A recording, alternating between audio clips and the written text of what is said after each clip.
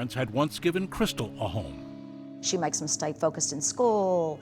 They have regiments, they have routines. She loves them. She truly loves them, and she is honored to raise them. They are, they're phenomenal kids. As for Crystal, Leek hopes she'll be remembered more as a loving mom than an up-by-the-bootstraps survivor of awful abuse. She wanted a family. She wanted that family that she never had. She wanted children. She wanted to love something unconditionally and have somebody love her unconditionally. I love you. And she was still looking for that love, right until the hours before the winds began howling and the waters rose. That's all for this edition of Dateline. We'll see you again Friday at 9, 8 Central. And of course, I'll see you each weeknight for NBC Nightly News. I'm Lester Holt. For all of us at NBC News, good night.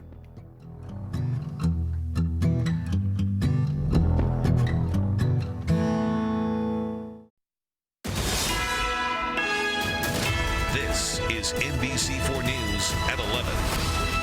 Now at 11, the encampments are gone. So what now? We're following changes on college campuses following last week's protests. We know students at UCLA are going back to class while students at USC are preparing for graduation. NBC4's Karma Dickerson joins us live there with what we can expect moving forward this week. Karma.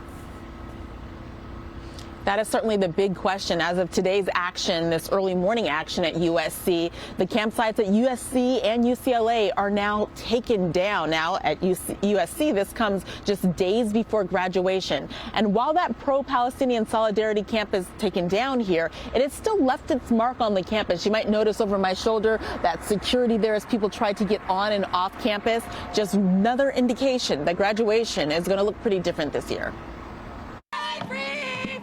At about 4 this morning, the beginning of the end of the pro-Palestinian encampment on the USC campus. USC's Department of Public Safety, along with LAPD and riot gear, made their way into the encampment.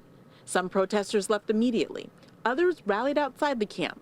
But ultimately, officials pushed all protesters off the campus.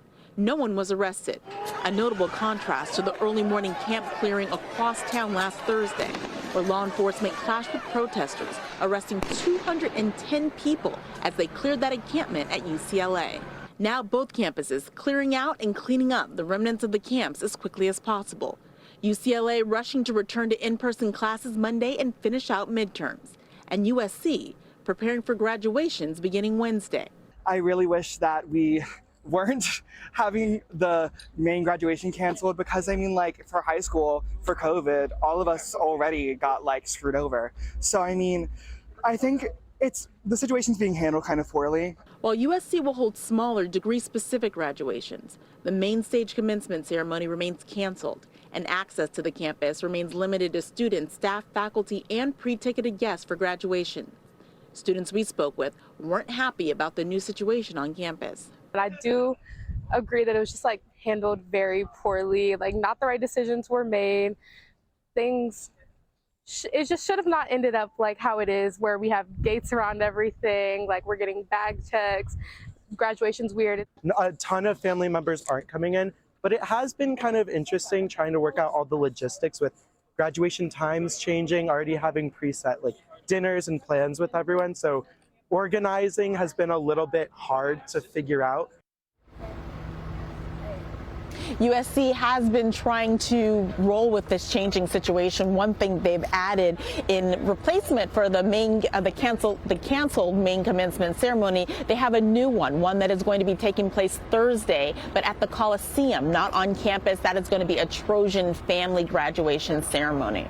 Reporting live, I'm Karma Dickerson, NBC4 News. All right, Karma, thank you. Now, as UCLA students get ready to head back to class tomorrow, the school announced some big changes today following criticism over how the school handled the demonstrations. Chancellor Jean Block is creating a new Office of Campus Safety. It will oversee the UCLA Police Department and the Office of Emergency Management. Its leader will report directly to Block and consult a 3-person advisory group. Rick Brazil is now the new head of Campus Safety. He's a former police chief in Sacramento who who also oversaw the investigations into the Uvalde shooting, the Ferguson riots, and the Christopher Dorner rampage. Now, Block released a statement today on all of these changes saying, quote, "It is clear that UCLA needs a unit and leader whose sole responsibility is campus safety to guide